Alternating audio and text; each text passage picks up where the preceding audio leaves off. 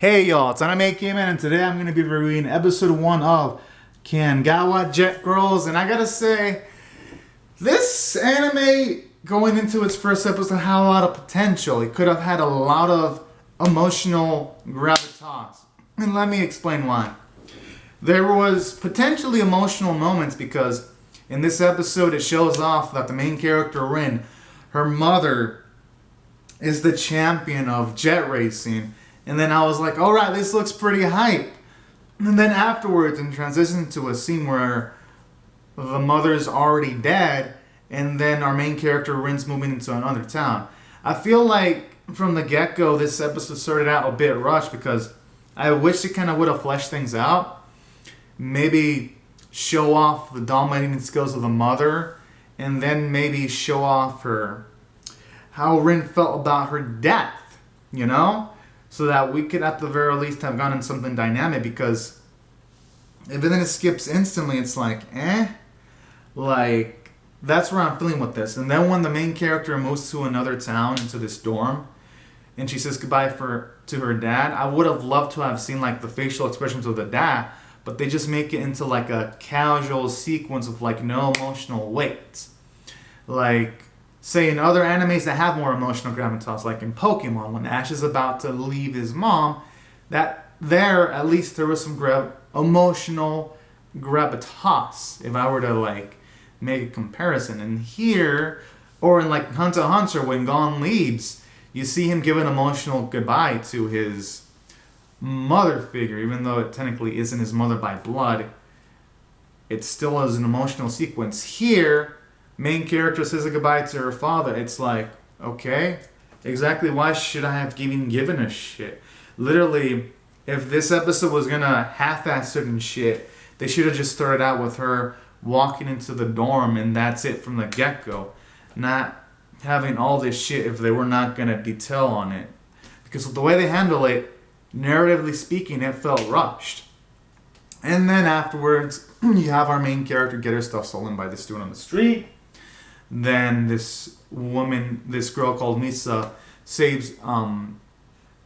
beats up the thief and saves her stuff. And then afterwards, she gets annoyed, this Misa girl, because Rin is so much full of energy. But then ironically enough, they end up in the same dorm room. So then it leads into some hilarious situations when you see Rin trying to get all friendly with her, calling her Misa-chan and all that kind of jazz. And then eventually, you see her try to say, let's be friends. And then she stalks her all the way to school, even in the fucking bathroom, during all that. I'm like, okay, I'm getting some chuckles. So there was some nice elements here and there. And then afterwards, it leads up into a sequence where you have Misa fishing, and Ren's all like asking if they can fish together. And then immediately afterwards, you got these bullies showing up and telling Misa to get out of the water because this is their waters. And then Ren's all saying with her firmness is all like, this place should be shared. And then they get challenged into the jet race, and then the jet race starts. And here's where the episode kind of lost me. Because during the opening, it shows you that the jet racing is in like still shots. So the opening in this episode is, objectively speaking, it's trash, the animation. Making for a trash opening visually, but nice lyrics vocally. So when you get the jet racing here, going in I had low expectations, and while it was slightly better than I was imagining, because there was a mix of hand-drawn shots, the CG in the jet racing sequences looks awkward and stiff.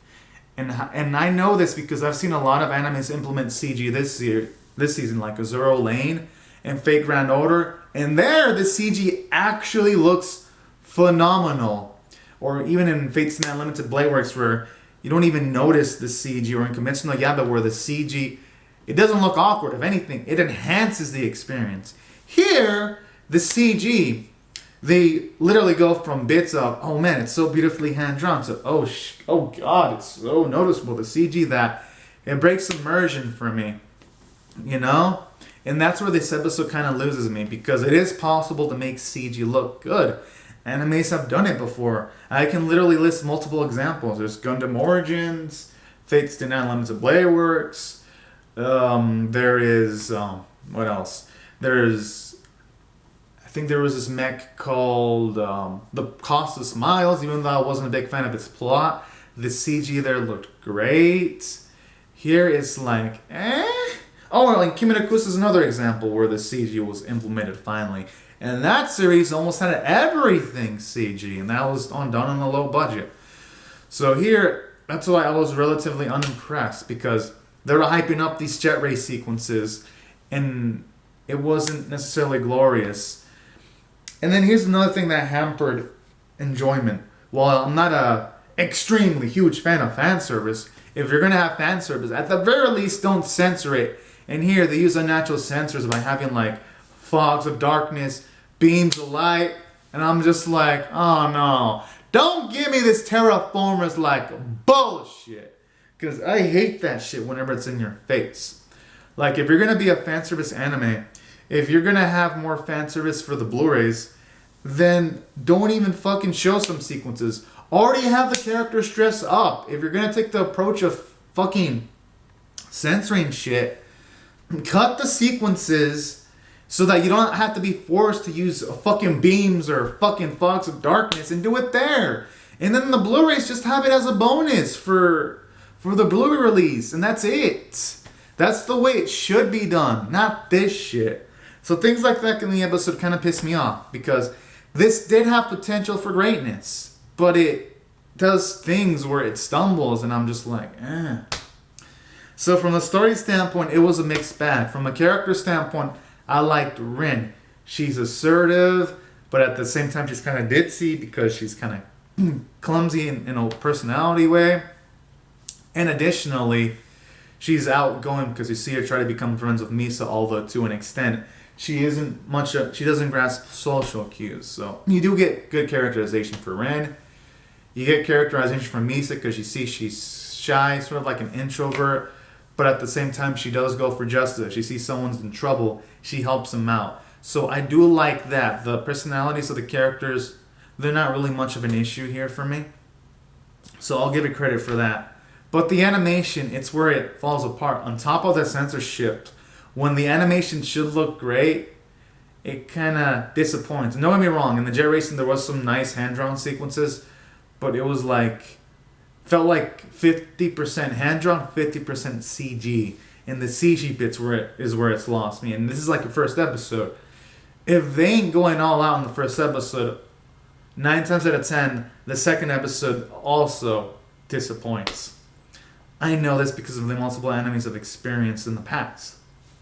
So, yeah. So, from a visual standpoint, the animation looks good when it doesn't matter. I'm no joke. Like, you have beautiful looking tree backgrounds. But then when it should matter, it's when it falls apart, and that's where it kind of loses me. The art is pretty, though. I do like the character design. I'll give it that much. And the background art can be amazing at times. And I do like the character designs, I gotta say. And the ED is decent. But that's about it. And I have about 3 skilled scores. If y'all really like fan service, it's a 5.5 out of 10. And I recommend any of y'all that really like fan service to check it out, because it has enough bits of humor here and there for any of y'all to find enjoyment. I'm kind of like... No, more like 2 scores. My other score, if y'all really hate fan service... it's going to be 3 scores. If y'all really hate fan service, it's a 4.5 out of 10, and I really can't recommend this at all. Because the jet racing stuff isn't even done intensely, so I can't even say, oh, I recommend it for the fucking visual quality, because no, I'd be a lying sack of shit. So it's a 4.5 out of 10. Now, if you're like me and the fan service is like impartial towards you, then I'd say it's a 4.75 out of 10, because it wasn't god awful, but things like this, but the stuff I mentioned reduce the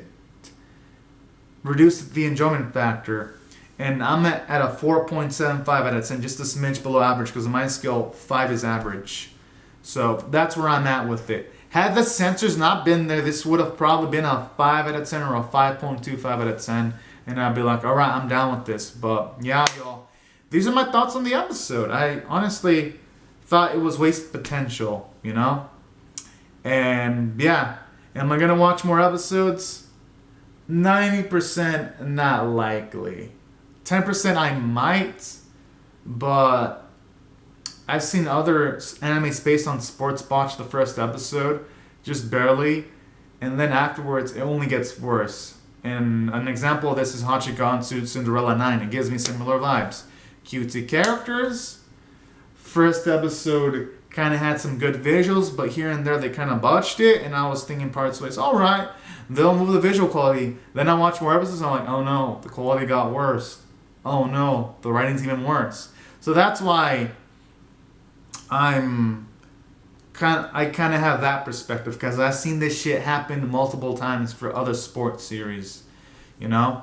And that's why I have these emotions. I honestly thought this was disappointing, honestly.